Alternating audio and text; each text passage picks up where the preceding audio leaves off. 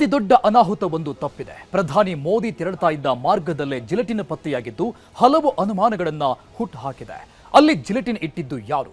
Gelatine ಇಟ್ಟಿದ್ದು ಉದ್ದೇಶಪೂರ್ವಕವಾಗಿನ ಅಥವಾ ಆಕಸ್ಮಿಕವ? ಪೊಲೀಸರ ತನಿಖೆ ಎಲ್ಲಿವರೆಗೂ ಬಂತು? ಈ ಬಗ್ಗೆ ಎನ್ಐಎಗೆ ಗೊತ್ತಾಗಿದ್ದೇನು? ಆ ಶಂಕಿತ ವ್ಯಕ್ತಿ ಹೇಳ್ತಾ ಇರೋದೇನು? ಆ ಕಂಪ್ಲೀಟ್ ಡೀಟೇಲ್ಸ್ ಎಲ್ಲಿದೆ ನೋಡಿ.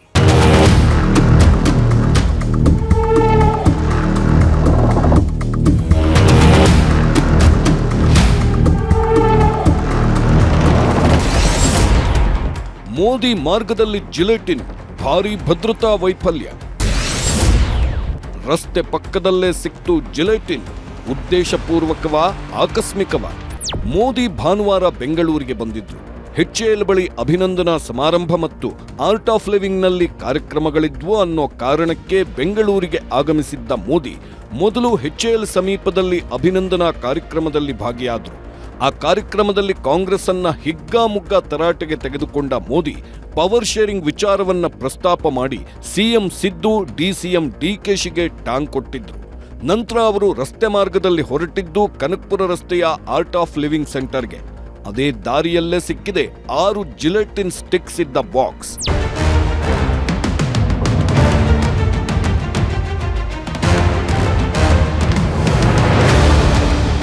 ಪ್ರಧಾನಿ ಒಂದು ಸ್ಥಳಕ್ಕೆ ಬರ್ತಾರೆ ಅಂದ್ರೆ ಅಲ್ಲಿ 100 ಅಥವಾ 150ಕ್ಕೂ ಹೆಚ್ಚು ಮಂದಿ ಅಧಿಕಾರಿಗಳು ಕೆಲಸ ಮಾಡಿರ್ತಾರೆ.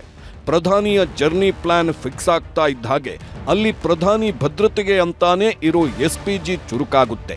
ಪ್ರಧಾನಿ ಭೇಟಿ ನೀಡೋ ಸ್ಥಳ ಮತ್ತು ಸಾಗೋ ಮಾರ್ಗವನ್ನ 3 ದಿನದ ಹಿಂದೆಯೇ ಪರಿಶೀಲನೆ ನಡೆಸ್ತಾರೆ. ಸ್ಥಳೀಯ ಪೊಲೀಸರ ಜೊತೆಗೂಡಿ ಪ್ರಧಾನಿ ಮಾರ್ಗವನ್ನ ಸೇಫ್ ಮಾಡೋ ಜವಾಬ್ದಾರಿ ಅವರಿಗಿರುತ್ತೆ. ಆದ್ರೆ ಈ ಕೇಸಲ್ಲಿ ಪ್ರಧಾನಿ ಮೋದಿ ಸಾಗೋ ಮಾರ್ಗದಲ್ಲಿ 1-2 ಗಂಟೆಗೂ ಮೊದಲು ಮಾತ್ರ ಜಿಲೆಟಿನ್ ಸ್ಟಿಕ್ಸ್ ಪತ್ತೆಯಾಗಿದೆ. ಆದ್ದರಿಂದಲೇ ಇದು ಅತಿ ದೊಡ್ಡ ಭದ್ರತಾ ವೈಫಲ್ಯ. ಜಿಲೆಟಿನ್ ಅನ್ನ ಬಂಡೆಗಳನ್ನ ಒಡೆಯಲು ಅಂದ್ರೆ ಸಾಮಾನ್ಯವಾಗಿ ಕಲ್ಲಿನ ಕ್ವಾರಿಗಳಲ್ಲಿ ಬಳಸಲಾಗುತ್ತೆ. ಒಂದು ಜಿಲೆಟಿನ್ ಸಿಡಿದ್ರೆ ಬಂಡೆ ಪೀಸ್ ಆಗುತ್ತೆ. ಅಷ್ಟು ಸ್ಟ್ರಾಂಗ್ ಆಗಿರೋ ಜಿಲೆಟಿನ್ಗಳು ಪತ್ತೆಯಾಗಿದ್ದು ಕನಕಪುರ ರಸ್ತೆಯ ತಾತಗುಣಿ ಬಳಿಯ ರಸ್ತೆಯ ಬದಿಯಲ್ಲಿ. ರಸ್ತೆಯಿಂದ ಕೆಲವು ಅಡಿಗಳಷ್ಟು ದೂರದಲ್ಲಿ ಜಿಲೆಟಿನ್ ಕಡ್ಡಿಗಳು ಸಿಕ್ಕಿದ್ದು ಅವುಗಳನ್ನ ಟೇಪ್ನಲ್ಲಿ ಸುತ್ತಿ ನಂತರ ಬಾಕ್ಸ್ನಲ್ಲಿ ಇಡಲಾಗಿತ್ತು. ಅಲ್ಲಿಗೆ ಜಿಲೆಟಿನ್ ಕಡ್ಡಿಗಳು ಬಂದಿದ್ದೇಗೆ ಅನ್ನೋದು ಎಲ್ಲರನ್ನೂ ಕಾಡುತ್ತಿರೋ ಪ್ರಶ್ನೆ. ಈ ಪ್ರಶ್ನೆಗಳ ಜೊತೆಗೆ ಇನ್ನಷ್ಟು ಪ್ರಶ್ನೆಗಳೂ ಇದಾವೆ. ರಸ್ತೆ ಬದಿ ಜಿಲೆಟಿನ್ ಕಡ್ಡಿಗಳನ್ನ ಇಟ್ಟಿದ್ಯಾರು? ರಸ್ತೆ ಬದಿಯಲ್ಲಿ ಜಿಲೆಟಿನ್ ಕಡ್ಡಿ ಇಟ್ಟಿದ್ದು ಉದ್ದೇಶಪೂರ್ವಕವೋ ಆಕಸ್ಮಿಕವಾಗಿ ಬಿದ್ದಿದ್ದು?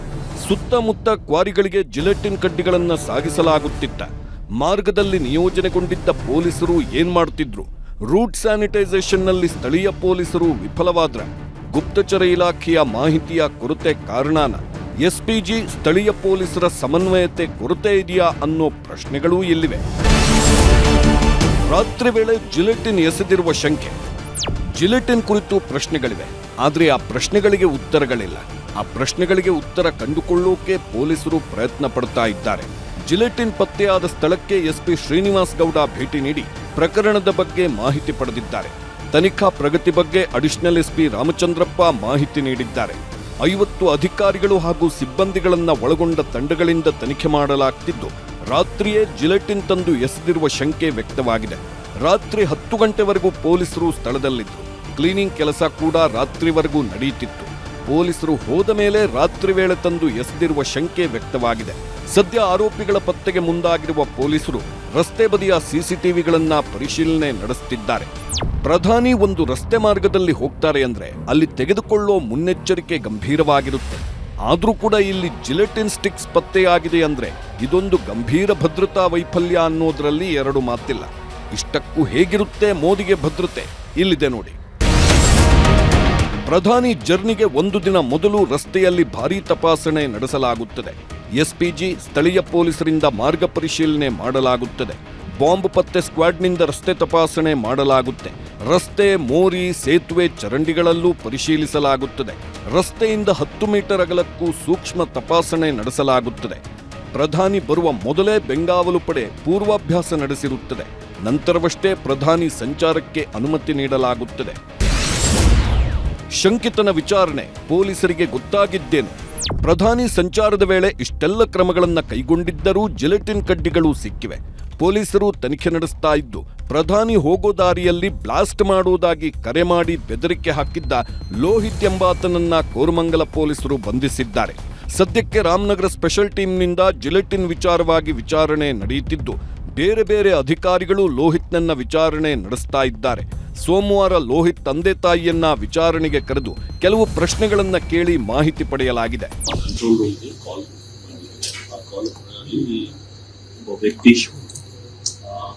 ಇಲ್ಲಿ ನಮ್ಮ ನಿನ್ನೆ ಬಂದೋಬಸ್ತ್ ನಾವು ನಮ್ಮ ಬಂದೋಬಸ್ತ್ ನಡುವೆದಲ್ಲಿ ಒಂದು ಕಾಲ್ ಬಂತು. ಆ ಕಾಲ್ ಪ್ರಕಾರ ಒಂದು ಬಾಂಬ್ ಇಟ್ಟಿದ್ದೀನಿ ಅಂತ ಅವರು ಮಾಹಿತಿ ಕೊಟ್ಟರು. ಅದಾದ್ಮೇಲೆ ಡಿಟೇಲ್ ಆಗಿ ಅವರು ಅದು ಕಾಲ್ ಎಲ್ಲಿಂದ ಬಂತು, ಯಾರು ಮಾಡಿದ್ರು, ಅದಾದ್ಮೇಲೆ ಚೆನ್ನಾಗಿ ಡಿಟೇಲ್ ಮಾಡಿದ್ರು. ಎನ್ಐಎ ಕೂಡ ಎಂಟ್ರಿ ಕೊಟ್ಟಿದ್ದು ಎಲ್ಲ ವಿವರಗಳನ್ನ ಪಡ್ಕೊಂಡಿದೆ. ಸದ್ಯಕ್ಕೆ ಲೋಹಿತ್ ಮಾನಸಿಕ ಅಸ್ವಸ್ಥ ಅಂತ ಹೇಳಲಾಗ್ತಿದೆ. ಇಸ್ರೋದ ನಿವೃತ್ತ ಉದ್ಯೋಗಿಯ ಪುತ್ರ ಲೋಹಿತ್ ಪ್ರತಿ ಬಾರಿ ಗಣ್ಯರು ಬಂದಾಗ ಕರೆ ಮಾಡಿ ಬೆದರಿಕೆ ಹಾಕ್ತಿದ್ದ ಎನ್ನಲಾಗ್ತಿದೆ. ಅಷ್ಟೇ ಅಲ್ಲ, ವಿಚಾರಣೆ ವೇಳೆ ರಾದಲ್ಲಿ ಕೆಲಸ ಮಾಡಿದ್ದಾಗಿ ಹೇಳಿರೋ ಲೋಹಿತ್ ಭದ್ರತೆಯಲ್ಲಿ ವೈಫಲ್ಯ ಆಗಬಾರದು ಅಂತ ಕರೆ ಮಾಡಿದ್ದನಂತೆ. ಆದ್ರೆ ಆತ ಹೇಳಿದ್ದು ಸುಳ್ಳು ಅಂತ ಮೇಲ್ನೋಟಕ್ಕೆ ಗೊತ್ತಾಗ್ತಿದೆ. ಜಿಲೆಟಿನ್ಗೂ ಮತ್ತು ಲೋಹಿತ್ಗೂ ಯಾವುದೇ ಸಂಬಂಧವಿಲ್ಲ ಅಂತಲೂ ಹೇಳಲಾಗ್ತಿದೆ. ಮತ್ತೊಂದು ಕಡೆ ಪೊಲೀಸರ ತನಿಖೆ ಮುಂದುವರಿಯುತ್ತಿದೆ. ಜಿಲೆಟಿನ್ ಕಡ್ಡಿ ಪತ್ತೆಯಾದ ಸ್ಥಳದಲ್ಲಿ ಮತ್ತೆ ಪರಿಶೀಲನೆ ನಡೆಸಲಾಗಿದೆ. ಬಾಂಬ್ ನಿಷ್ಕ್ರಿಯ ದಳ ಮತ್ತು ಶ್ವಾನದಳ ಅಖಾಡಕ್ಕಿಳಿದಿದ್ದು ಎಲ್ಲ ಆಯಾಮದಲ್ಲಿ ಜಿಲೆಟಿನ್ ಜಾಡು ಹಿಡಿದು ಹೊರಟಿದೆ.